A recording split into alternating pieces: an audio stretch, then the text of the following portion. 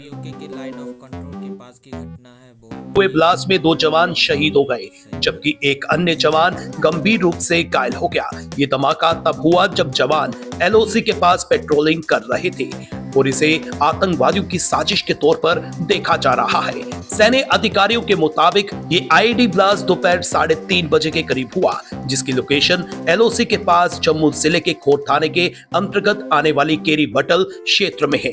Blast में 3 जवान घायल हुए, जिनमें से 2 का इलाज के दौरान निधन हो गया, वहीं एक का इलाज किया जा रहा है। सैन्य अधिकारियों के मुताबिक एलओसी के करीब सेना का दल गश्त कर रहा था और इस दौरान आतंकवादियों ने आईईडी ब्लास्ट किया। इस चपेट में आने से 3 सैनिक घायल हुए, जिनमें से इलाज के दौरान 2 ने दम तोड़ दिया। अभी तक की जानकारी के मुताबिक ये आईईडी आतंकवादियों ने ही प्लांट की है। पीओके में जो 2 आर्मी जवान का शहीद हुए थे उनमें से एक अमरजीत सिंह, कैप्टन अमरजीत सिंह थे।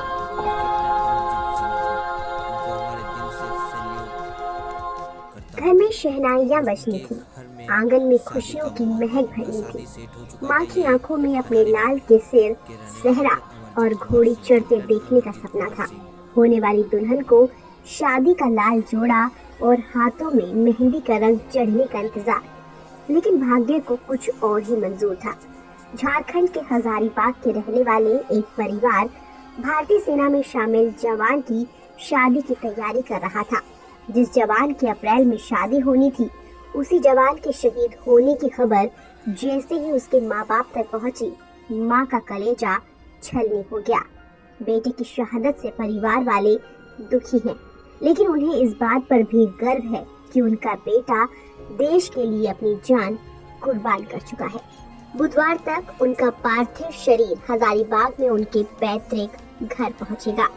गौरतलब है कि जम्मू कश्मीर के अखनूर सेक्टर में नियंत्रण रेखा के पास मंगलवार को हुए आईईडी विस्फोट में सेना के एक कैप्टन समेत 2 जवान शहीद हो गए, वहीं एक जवान घायल है।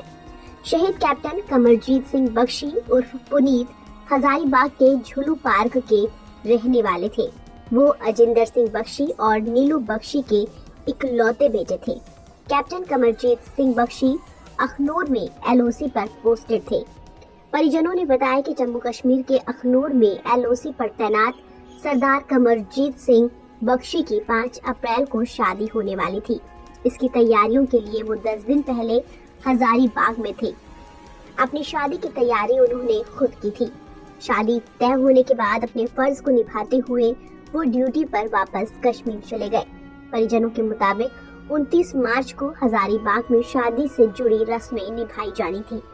इसके बाद 5 अप्रैल को जम्मू कश्मीर में ही शादी तय की गई थी, लेकिन शादी से कुछ दिन पहले ही कैप्टन कमरजीत सिंह बख्शी देश के लिए शहीद हो गए।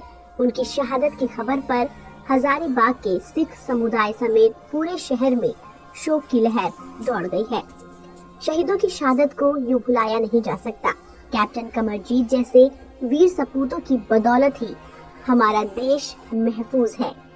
सजना था सहरा लेकिन कफन में लौट आया, ये दर्द शब्दों में नहीं सिर्फ महसूस किया जा सकता है।